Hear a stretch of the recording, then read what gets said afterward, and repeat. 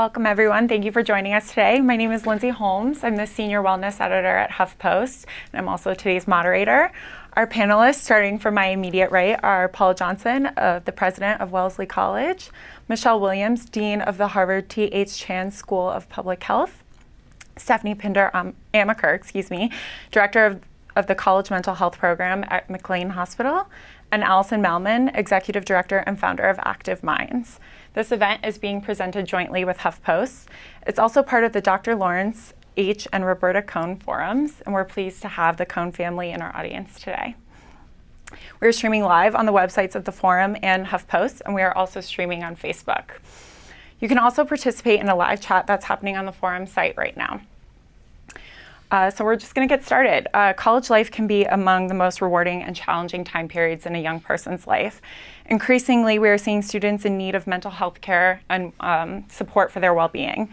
According to a 2017 American College Health Association report, 39% of students reported feeling so depressed that they were having trouble functioning. 61% say they experienced overwhelming anxiety in the last 12 months. In addition, the Center for Collegiate Mental Health says that the number of students using counseling centers increased by approximately 30% on average from 2009 to 2015. To give us some idea of what students are facing, let's take a look at a clip from the American Foundation for Suicide Prevention. Everybody's super excited to go to college, and of course I was as well. But I had no idea that transition from high school to college would be so difficult. I think the first sign for me was I was super tired. I was just so tired. Every night, every day, I just wanted to sleep. Things got more hectic. I got more anxious and depressed being in a new place.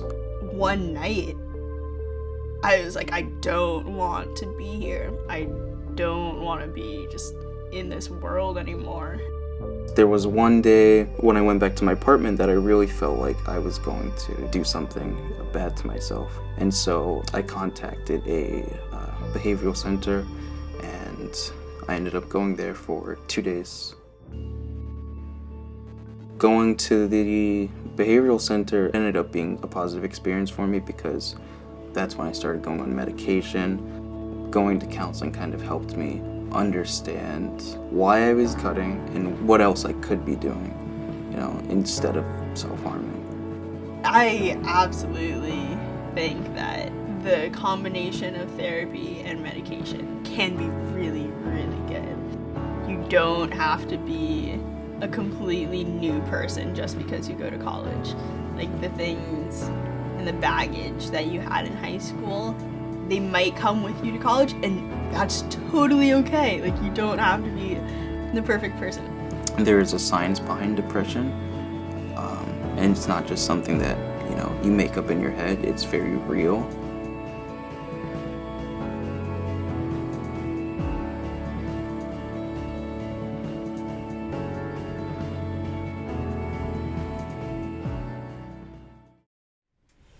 Paula, my first question is for you. You and your fellow college presidents have spoken about the need for mental health support on campus. What are today's colleges facing when it comes to addressing that need? Yeah. Well, it's a significant issue for us, and as you see in the numbers that you started out with, and I think through the video, we face a lot of challenges on our campus with a student population who's experiencing very high numbers of depression and anxiety, and this starts in high school. And we really haven't developed yet the systems that we need to face this. So I like to think about our students in a number of categories. There's the students who today come to us with known diagnoses. And in many ways, this is wonderful. These are students who might not have been able to come to us in the past, already on medication, need to have follow-up services. There are then students, this is a vulnerable time of life where certain diagnoses become apparent. Students face life crises and then need treatment, so there's another group of students. And then a large group who are facing what is a tumultuous time of life. College years are times of change, and they're dealing with the stress, the pressures of that, living away from home if they're going to a residential college. And as I said, our systems just haven't caught up. And there also hasn't really been the base of evidence that's been developed. So for us, the question is, how do we meet the needs of our students?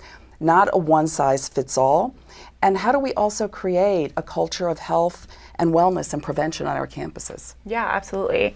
And Michelle, what's the role of public health in this discussion? Well, I just love the way Paula just ended the response to your question. I think what really is important here is identifying ways to support and enable the students on college campus as they are making this very important life transition from being home with parents to becoming more independent on our college campus.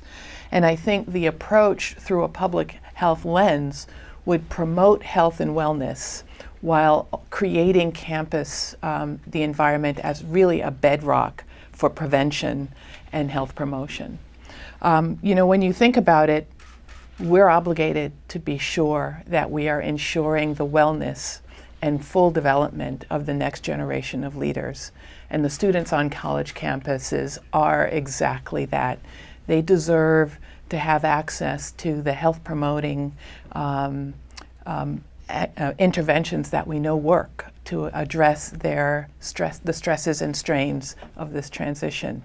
We know, for example, that while the students are making transition towards independence, their investment, empowering them to invest in a life course of health and wellness, making good choices around their sleeping habits, their dietary habits, assuring that there's an opportunity for them to engage in creating and supporting social networks that will help navigate this transition in life are all components, I think, that looking at this transition to college life is a way for promoting a holistic wellness approach for them. Yeah. Stephanie, you run a college mental health program, and then you also work with groups such as the World Health Organization and the JED Foundation. What have you found personally when it comes to collegiate mental health? Okay, so we'll start internationally. From the World Health Organization perspective, the World Health Organization has been running an international college survey for several years. And this survey has been assessing the mental health functioning of first-year students coming into school, entering in 10 countries around the world, including the United States. And this survey is really important because it's giving us a profile of who's actually coming to our campuses along the three groups that Paula referred to earlier. And the International College Survey is finding that of incoming first-year students, 31%, nearly a third of those students are coming to school with identified meeting criteria for mental disorders, like in the realm of anxiety disorders, mood disorders, and substance use disorders. So that's important population prevalence data that we can continue to track. But the next wave of this work, which is really important, is that we're now going back into those same institutions and starting to embed interventions. So these are inexpensive, low-cost interventions like, say, internet-based cognitive behavioral therapy, for example. And we're introducing those interventions into the same campuses, conducting pre- and post-surveys, and beginning to find out for whom are these interventions most effective. And that's a very important step because it's going to take us to that next phase of beginning to figure out how do we do a better job of first identifying the students as they walk in the door who need additional supports and services, and how do we get to the students who might be in that third category who don't yet have identified mental health illnesses, and we're hoping that they don't get to that level. How do we meet those students where they are and intervene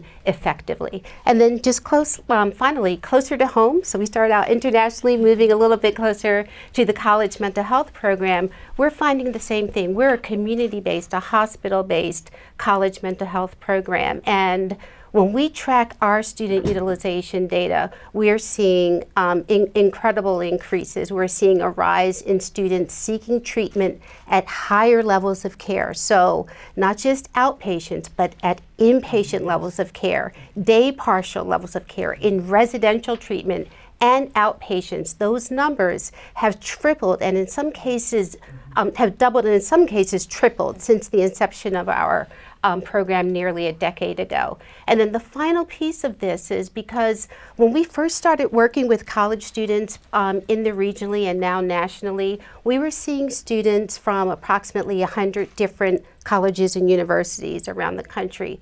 That number of institutions has now doubled. Each year, we see students from over 200 different colleges and universities. And therein lies sort of the third trend that we're seeing that I think is actually very interesting and quite encouraging. We deliver treatment to college students, but we also engage colleges and universities. They come to us and we partner and we do research studies like the World Health Organization study together and so forth.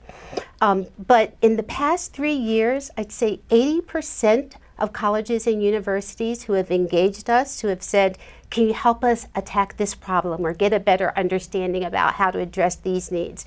80% of those requests have come specifically to seek help addressing the mental health needs of an increasingly diverse student body.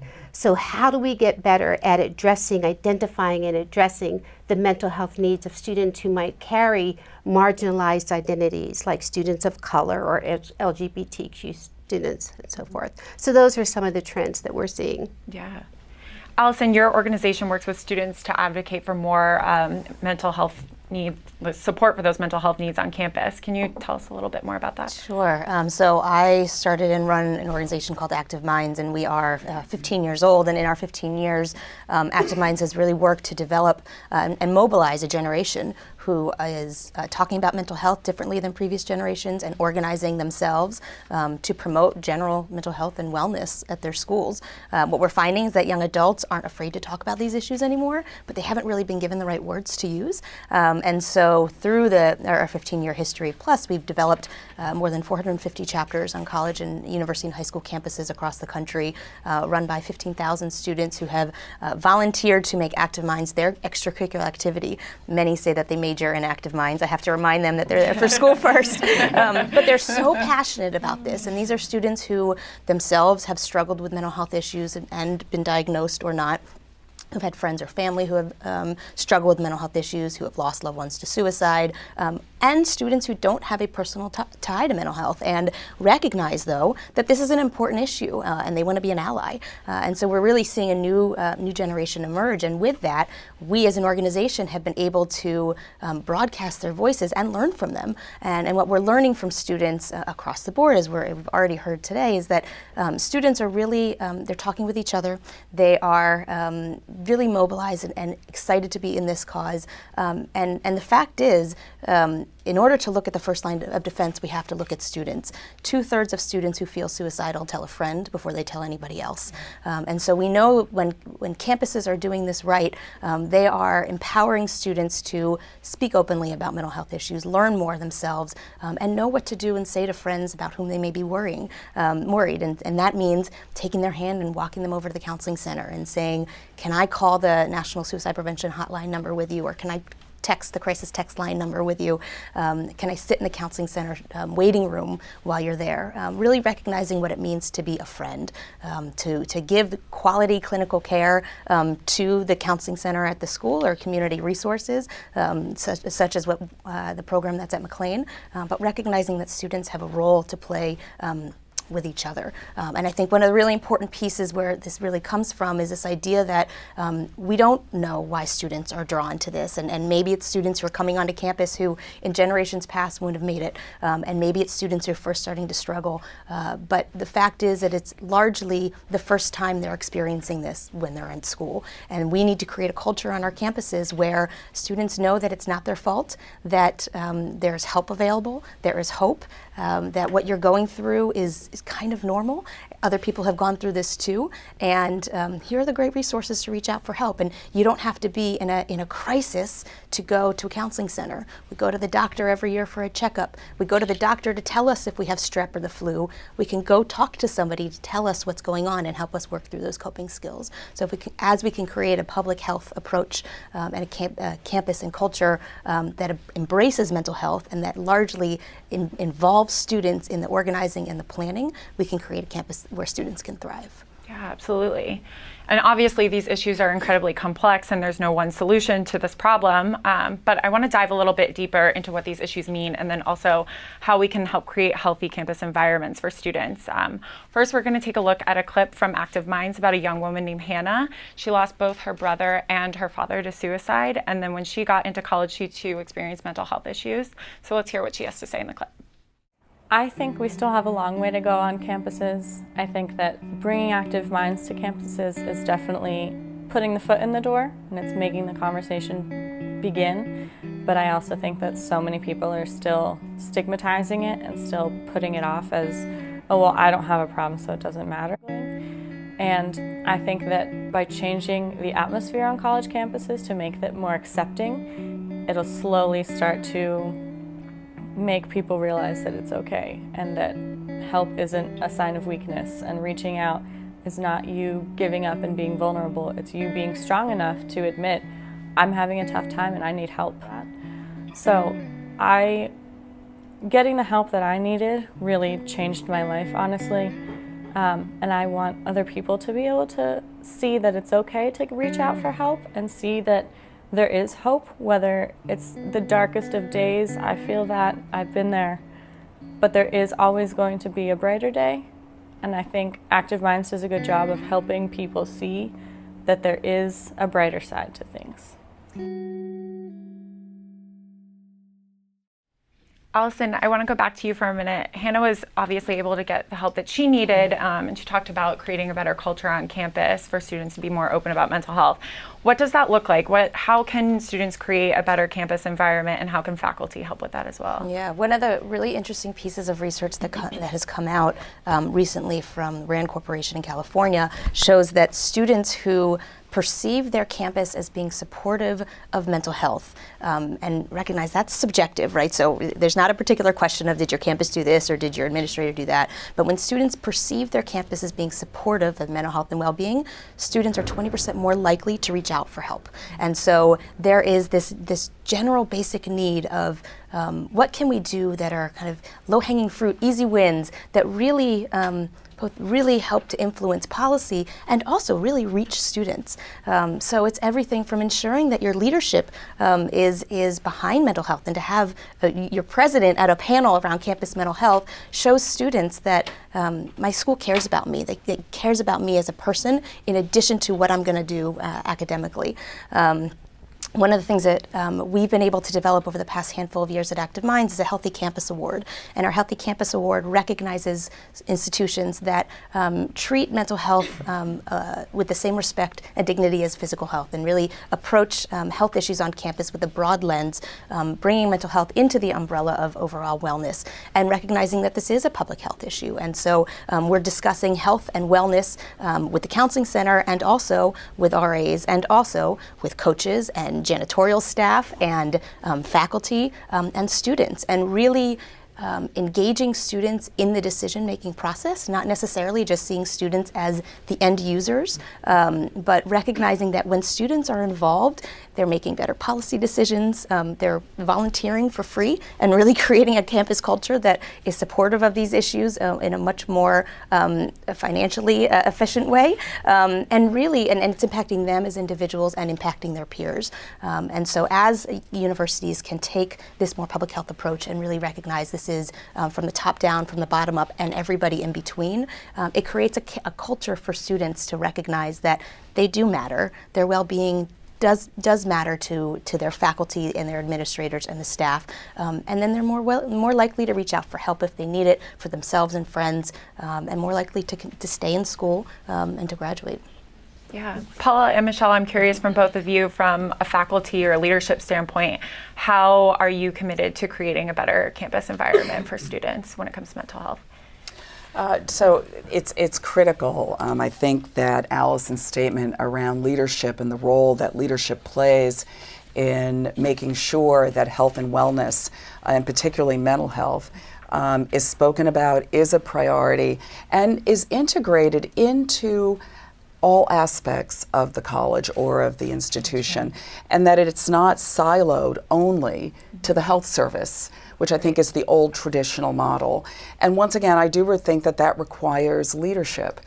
For example, we are really rethinking our leadership of health and wellness and raising that from the director of the health service to a dean of health and wellness. And I think, how does that then also intersect with other aspects of the college, with your academic program, with your faculty? I think Allison talked about intersecting with all the places that students interface, whether it be, you know, in the dormitories, on the fields, but it's in the classrooms. So this is everyone's responsibility. And then I want to end with one piece, which I do think creating community in the 21st century on our campuses is, to me, a major priority. We don't call it mental health, but it is. We are living in a very different world than we were 25 years ago. Our students have different pressures, and they're also living in a world with the internet and other ways of communicating that have changed the way that we create community. So I think we have to take a step back and really rethink what is community currently, and take that on, not as a we wish it was one other way, but to say this is our reality, embrace it, and let's figure out what is community today. Yeah. So I think that's absolutely right. And let me just add a few more points, because I think creating that campus of the 21st century for students who are facing unique sets of challenges today, we have to think about preparing a campus that enables students to make the right decisions that will impact their health across the life course. We know this. We know that the campus of today has to not only enable students to reach out for services when needed, but we also have to create campuses that take a health and wellness approach from a public health perspective. And that means assuring that students have access to nutritious foods. And that for students who come on campus perhaps with food allergies, that there are accommodations made so as to reduce any increase in risk for eating disorders. We have to ensure that the campuses have safe bicycle paths and gyms that have the appropriate security measures in place to encourage continued physical activity, because we know the mood benefits. You cannot overestimate the benefits of being physically active during times of stress. The other thing that we have to do in our campus of the 21st century is to assure that the living spaces and the social spaces encourage networks of friends to form around social events as well as academic events. And I would say the other thing that we're doing here at the Harvard Chan School of Public Health, and this is important because some of the interventions that you've heard about are really important interventions that have not yet been brought to scale. Mm-hmm. And one of the key things that we do in public health is bring the evidence that drives policy that will set in place the types of structures and approaches needed to ensure health and wellness on a population scale. And I think we're in a place where there are wonderful ideas and interventions, approaches being implemented in microcosms of our college campuses. And what I think public health is doing, and I know what our faculty and fellows are engaged in doing, is bringing that evidence to the fore where we can have that scale effect. There's still a need for more information to drive, more evidence to drive the creation of new and effective interventions. Can I just make one response? Because I do think, Michelle, I so agree with you. And as we, and you and I have talked about this, as we collect the evidence, as we begin to better understand the various strategies that we are undertaking, it is so critical, given the diversity of our student population, that we really understand those data as they apply to different populations of students, because we know that a one size is not going to fit all. It's good science, and we shouldn't forget that good science and that approach as we think about our campuses. Yeah, that actually prompts another question for me as far as barriers to getting treatment and serving the needs of different students. Michelle, what are some of the barriers to fixing that culture and fixing mental health around campus, and also what needs to be done in order to serve all students? Well, that's a really good question, especially as we think about what you've heard, the increasing demands in some settings, more than a third increase in demand for services. There's many of our campuses are just unprepared to meet the demands for service, and I applaud our students for reaching out for that service. It's critically important, but we've not caught up, and so we really have to do two things. One is to look through the public health lens and think about health promotion, to find ways to engage those students who are experiencing stress but not the clinically severe forms of mental distress and mental health issues, to avoid over-medicalizing what some of the symptoms of stress are, and allow for triaging the kinds of care, talk therapy, the other interventions that you've heard about available, and make sure then that the higher level of support for students suffering at the higher end of the spectrum for healthcare needs are able to access the services in a timely way and not experience the long waiting periods that so many of us have been hearing about on some campuses. Yeah, absolutely. And you had mentioned before about, promoting a general sense of wellness and really making sure that students have access to good nutrition and exercise, which can start obviously before college too. So Stephanie, I want to talk to you about preparing students before they get to school. What can they do as far as making sure that they're equipped to handle the challenges of coming to college? So emotional preparedness is the construct that I'm really excited about and and holding on to, and it stems from a study that was conducted a few years ago by the Jed Foundation and the Porco Foundation, and the Steve Fund actually went back to that research and dissected it by race and ethnicity as well. And this was a fascinating study. In the emotional preparedness study, well, that's not the name of the study, that's what I call it, the first year experience study, they interviewed hundreds and hundreds of first year college students and asked them, what went well in your transition to school, what didn't go well, and so forth. And the takeaway, there were several, but one of the most important takeaways was that this construct called emotional preparedness was actually a stronger predictor of academic success, successful social emotional transition to college than academic preparation. So think about that. And students overwhelmingly said if they had to do it over again, what they would hope is that parents, faculty members, academic advisors would spend more time helping them to be better emotionally prepared than they did focusing on academic preparation for college. So what is this construct that we're also excited about? Emotional preparedness is broken down into a student's ability to do 4 things. And what I love about this language is that, to Michelle's point, it doesn't further stigmatize or medicalize. Everyone can sort of enter this dialogue when you hear these phrases. So emotional preparedness speaks to a student's ability to do 4 things: to be able to take care of oneself on campus, to build healthy relationships, to control negative behaviors and feelings, and then to adapt to new environments.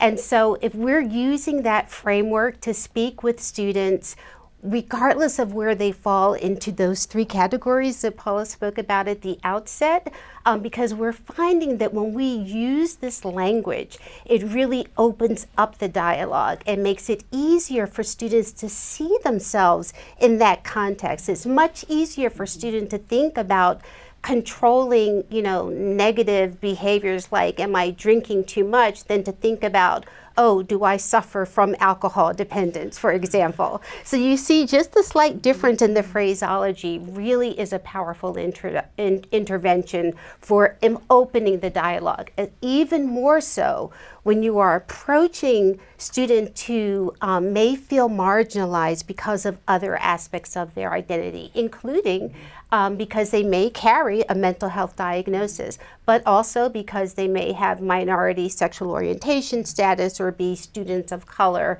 and other underrepresented minority groups on campus. Yeah, absolutely.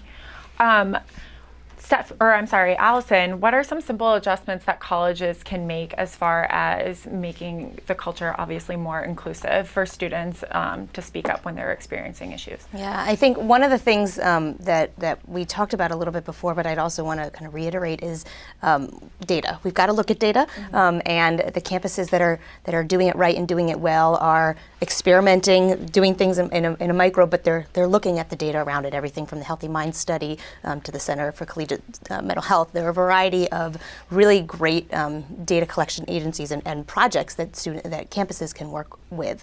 One of the things that we have continued to be impressed by at Active Minds is the need for basic policy changes that can happen on campus that we're finding that students are really lobbying for, and we're now arming student leaders, whether they be Active Minds chapters or student body presidents and everything in between, to lobby for the basic changes that they see that could happen on campus and have big wins. So everything from getting the crisis hotline numbers printed on the back of student ID cards to making sure that there is mental health programming in first year orientation. And when that programming happens, make sure there's a student voice in it. Have a student talking about his or her experiences. To ensuring that the counseling center is adequately staffed and diverse to represent the student body. Making sure that policies on campus are as supportive of mental health as they are other physical health issues. Leave of absence policies are ones that we hear about a lot at Active Minds, where students are inadvertently, I'll say, punished for having a mental health issue because sometimes mental health disorders come out in more physical ways, and so people are disciplined for the behaviors that they exhibited. And so ensure that that you are treating students with mental health concerns in the same way that you would with a student with a physical health concern. And even those schools that are doing it well, I will say students don't always know that they have a supportive campus, and so be transparent about your policies. Be proud of them when you've made changes, because students will often approach a situation out of fear, not knowing what the academic repercussions are going to be, or who's going to tell their parent, or who's going to, when are they going to lose their scholarship for their athletic, for the sport that they're in. So just to be very open about it, I think are easy little wins that the campuses can. I think that's so critical. I mean, what we hear is it has to be a multi-sectoral, all hands on deck approach, that it has to involve leaders in academic institutions, college presidents. It has to involve leadership at a public health level. Parents, students, and the communities really all have to be engaged to affect the kinds of change and to promote wellness and mental health on campuses.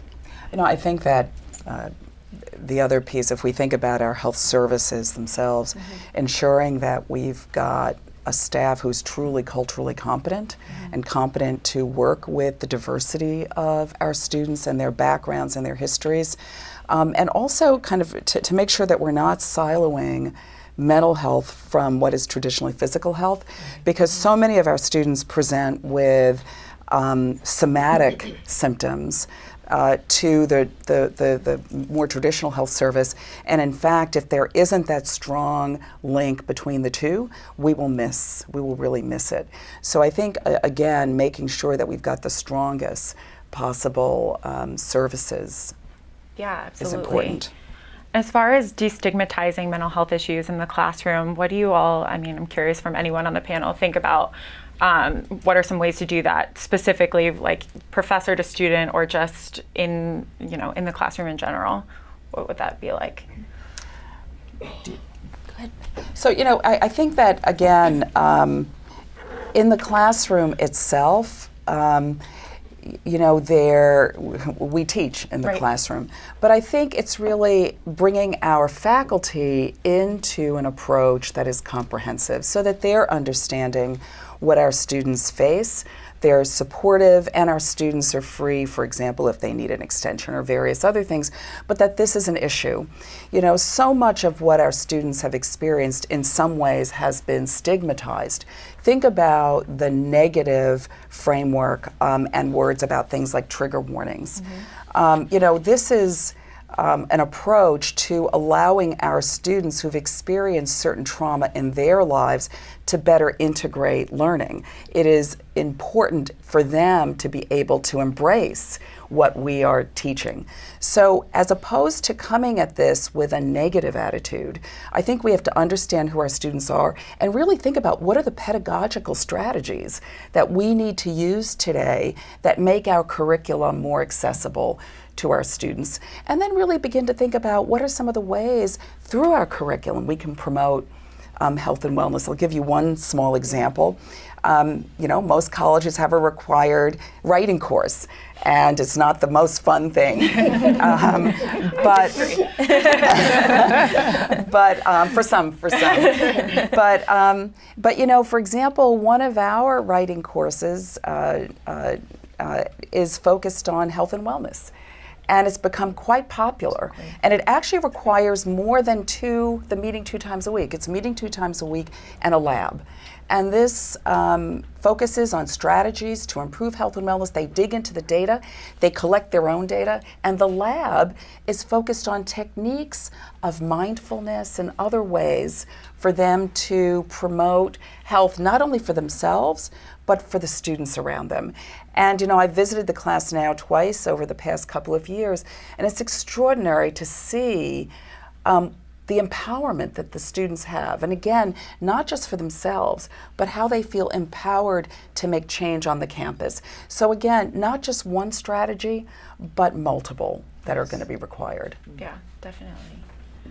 I think the classroom also has to reflect the diversity and the breadth of the population that the student body represents. I think that goes a very long way. In fact, I think it's fundamental to creating a classroom that feels inclusive and that allows for the students to really engage with the academic material. Yeah, absolutely.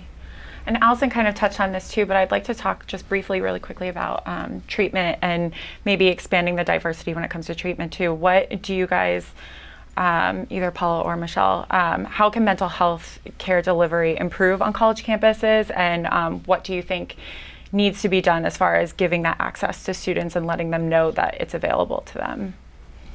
Well, just, you know, I think it's much of what we've been talking about, which is, again, not to just silo the health service along with our counseling services in a way that it is a separate entity that is not connected to part and parcel of the campus. You know, I think our campuses in many ways reflect the healthcare system in the United States, right? Healthcare and healthcare delivery and public health are siloed in our country, and that's very unfortunate. There are many who are working to break that down, but we are a long way from it.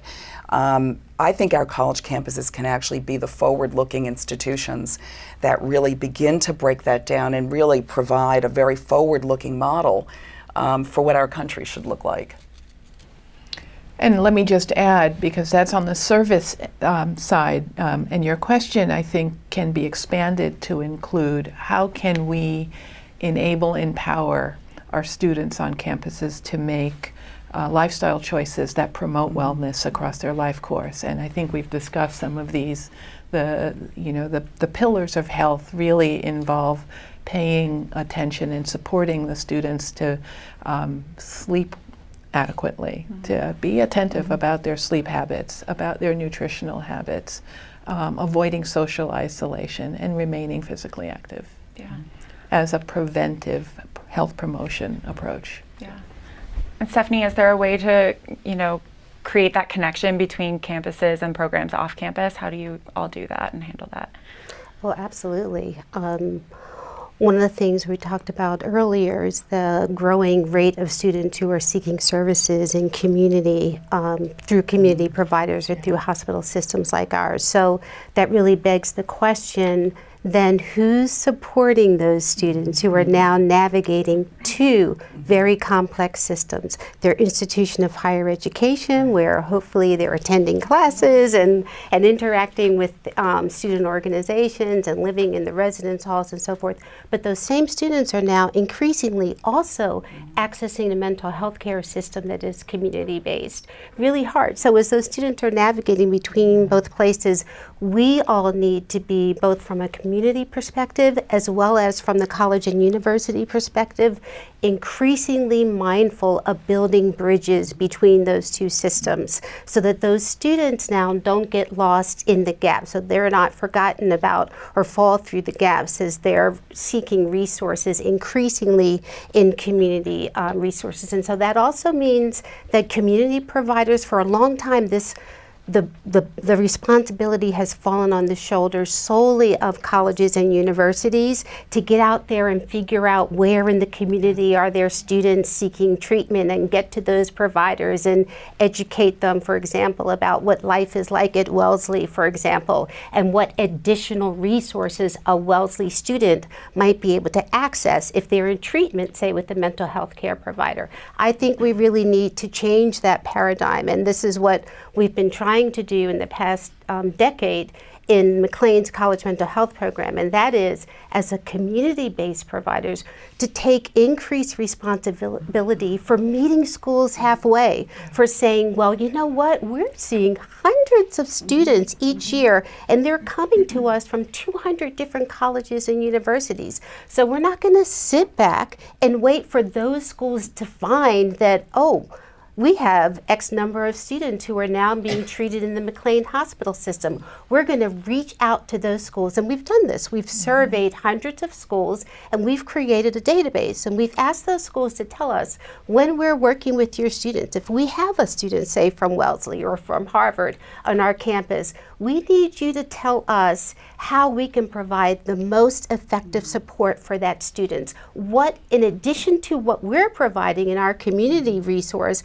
what additional resources do you have on your campus that we can direct that student to that supports, say, their needs as a student who might identify as an LGBTQ student or an international student?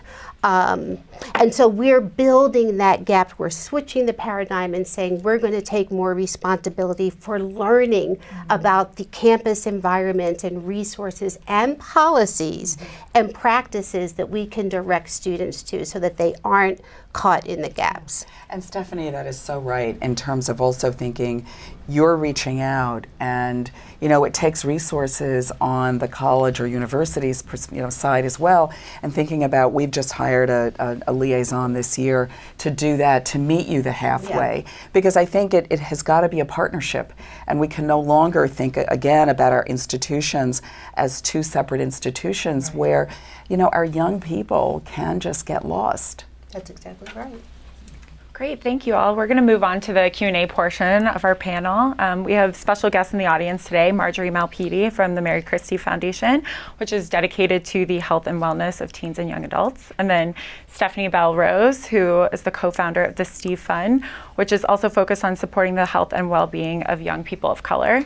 The fund is also named after Stephanie's son and Harvard graduate, Stephen Rose. So would either of you like to make a comment before we get started? Got the mic for you. Thank you so much. This was a terrific panel, and I took notes the whole time. And many, many thanks. A couple of issues that I'd like to quickly raise. The Steve Fund does focus on promoting the mental health and emotional well-being of young people of color in those critical transition points from high school into college, through the college and university experience, which does include graduate school, and then into life beyond, into work environments, which can often present a set of stressors as well. So we have been working very, very hard with a range of leaders from the higher education community, as well as from the not-for-profit community. We think that the role that nonprofits play in communities, to Stephanie's point, very, very critical. Often they are the main pipeline for young people of color from their communities into the education at higher education level. And so we've been partnering with them, providing programs and services that zero in on their emotional preparation for college and for the demands of the workplace. I wanted to mention a study that we conducted with JED, our partner organization, and Nielsen that found some of the very critical factors that affect young people of color as they move through the educational experience. Students of color are significantly less likely than white students to rate their campus climate as good or excellent, 61 to 79%. Students of color are significantly more likely than white students to agree with the statement, "I often feel isolated on my campus." And so to Paula's comment, 46 to 30%. And African American students are more likely than white students to report feeling overwhelmed most or all of the time, 51 to 40%. Agree on this notion of the importance of data, and this data really does show it's a campus climate issue. I think all of the panelists have spoken to that. It's a holistic set of concerns that young people face. Our response to that has been to create an equity and mental health framework, again, with our partner JED, and to offer that to colleges and universities. We're very excited about how receptive college and university leaders have been to this. It brings together many of the recommendations that you all have made today, and our hope is that it makes it easier for these leaders to implement them when they are established in a framework that can be shared across campuses. And finally, the Steve Fund does provide, as I mentioned, programs and services on college and university campuses to back up the implementation of these recommendations. So thank you so very much for this opportunity, and congratulations on an excellent panel. Thank you. Thank you, Stephanie. We're going to go, I think Lisa has some questions from the online audience. I do. Thank you so much. We do have a number of questions coming in on our live chat. So here's one. Hello. As you are probably aware, receiving mental health care may preclude individuals from certain careers, government, law enforcement, etc. From what I understand, even the U.S. Public Health Service will not allow individuals to enlist if they have received X hours of therapy or taken mental health medication for X amount of time or ever been in an inpatient mental health care facility. What message does this send to college students, or anyone for that matter, planning their future who are considering seeking care? Do any of you have any thoughts on that? I can jump in a little bit. I don't know about those specific examples. One of the programs that Active Minds hosts is an Emerging Scholars Fellowship, and we've done it in partnership with the Steve Fund as well as the Scattergood Foundation for many years. And one of our early scholars, we provide stipends and mentorship to college-age students to do their own research and creative projects in mental health. And one of our very first scholars researched this exact topic because she was interested in going into law school. And there's a question on the bar exam of, have you ever been admitted to a psychiatric hospital? And so she was researching, what happens if I say yes? And what does this mean? And what has evolved over the next handful of years is there are a number of state-based policy changes around what questions are asked on the bar exam. And so what I will say, what message does it transmit to college students? It sends the wrong message. It sends a wrong message because, in fact, we'd much rather people get help for their struggles than not. So if you don't get help, are you any more mentally well than if you did get help?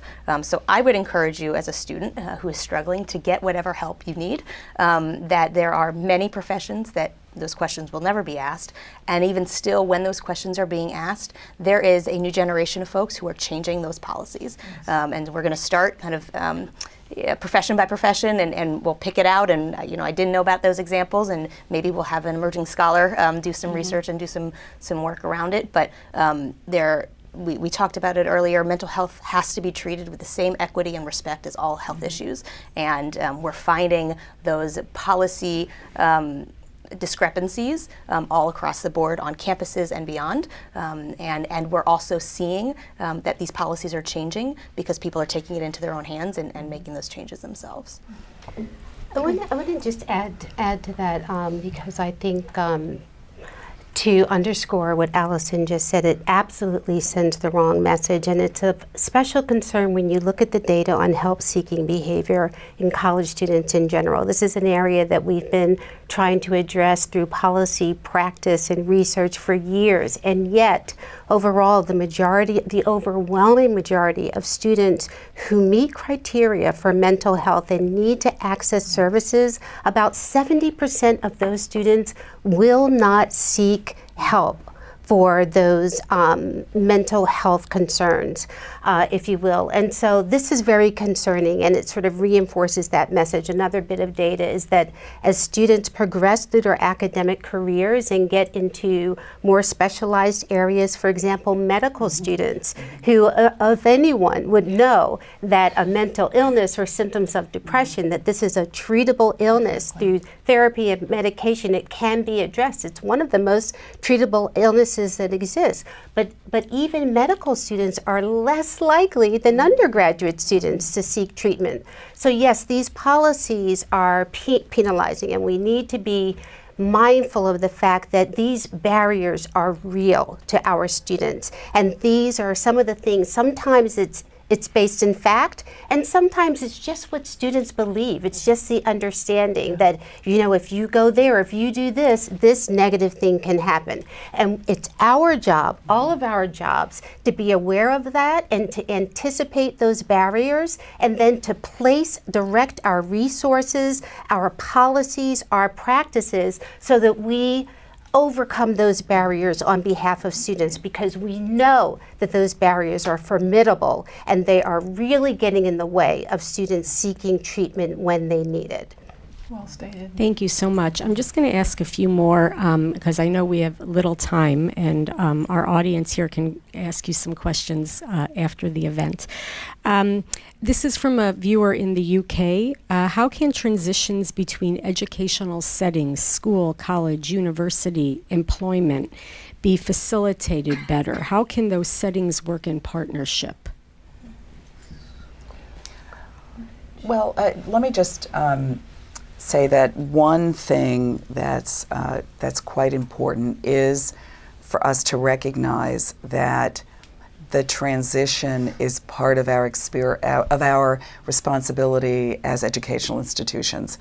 That we provide the education, but how our students transition to the next phase of life, whether that be graduate school, whether that be work, is an important piece of the work we do. And how we organize that, how we integrate that into the student experience, I think is very important, because one, it's an enormous source of stress for our students, and two, for us to understand the workplace and the needs of the workplace so that we can best prepare our students in the way that fits for our institutions. So I think being very mindful and really taking it on as part of the work. You know, one of the things we've done is we've created a very robust, what we call career education. And we don't call it the center, it is education as part of the education, where we are really working with students from day one, where they're assigned a career counselor, not because we're tracking students into one area or the other, but to be recognized that it's part of the education process, and it's going to be part of the transition process. And I think if we are able to do that more robustly, that we decrease significant sources of stress for our students and also understand the workplaces more intimately. Great, thank you. I'll just take one more right now. We've had a number of questions just about stress among students now. Isn't stress an inevitable part of college life? Is there actually more stress today that students are experiencing, or are they just less equipped to deal with it because of things like helicopter parenting and that sort of thing? I feel like students today are less able to manage situations independently than in the past. I think this is more of a comment, but you've had a few of them. I'll jump in and Yeah. I just want to say, I actually don't think it's helpful to try to measure whether students have more stress today than previously. I think we understand what the situation is today. How do we embrace it? How do we understand it? And how do we move forward? Understanding the conditions of the world in 2018. So I always like to say, here's what we are faced with. How do we move forward and prepare our students for life? And let me bring this home to our campus today. Paula mentioned 2018. There are a lot of external stressors, external to the academic experience that our students are undergoing. And I think about the kids in Parkland, Florida, and the stresses and the fear and the feeling unsafe because of gun violence. And I think about our students here on our campus today after experiencing, witnessing, thinking about, writing about, and talking about the victimization of one of our students that occurred in Cambridge on Saturday. These are external to the academic experience, but they are part of the educational experience. And more than ever before, our students are experiencing these stresses. And we have to not make light of them. They are additional to the regular academic stresses that are so familiar to others of our older cohorts. Thank you. Thank you. Thanks. Well, this is going to conclude our panel. Before we sign off, I'd just like you all to give one brief takeaway about what you want everyone to know about college students and mental health. Paula, you want to start? Sure. We're preparing our students for life. And in order for our students to make the most of their education, they have to be as healthy as they can possibly be, and that is both mentally and physically, emotionally and physically. And therefore, if that's the case, we have to embrace health and wellness, addressing issues of mental health as important as the classroom education that we provide our students. Let me pick up on where Paula left off. We're obligated. This is an obligation for us to ensure that college students, our next generation of leaders, are provided with the resources and are empowered to make and practice healthful decisions across their life course. I also think we're obligated to bring more funding to generate the evidence that's needed to drive policy in this area. Mm-hmm. So I would say, it's going to sound really obvious, get to know your student body from both a mental health perspective, but also from a social identity and social demographic perspective. And then once you really gather the data to understand who is matriculating on your campus, then make it your job to then align your policies and your resources and your programming and practices to meet the needs of the students who are on your campus today. So that when an incident, for example, happens like the one that Michelle was referring to earlier, every time an incident happens like that that's out in our community, we should all be asking ourselves, who are the students on our campus who are impacted most directly? Which social identities are really reverberating and feeling the hurt and the pain of this thing that happened external to our community? That's what I mean when I say get to know your campus community and be ready to respond to their needs today. And I would say see students as partners, equal partners in the decision making, in the policy creation, in recognizing what's going well, what isn't going well, and how to broadcast the positive and improve the negative to their peers. Students are organizing, they are passionate, they are on your campuses right now doing this work and interested in doing this work, so support them in that work and bring them into all of the conversations that are being had around best practices and policies and research and whatnot, because they will blow you away by their creativity and their effectiveness and their impact, and will really change the way the campus culture is. Great. Well, thank you all for joining us. I encourage you all to tune in to the next forum, which are the pros and cons of self-driving cars on public health. That's May 4th from 12 to 1 p.m. And you can watch that at forumhsph.org. And thank you all again. I appreciate you being here. Thank you. Thank you.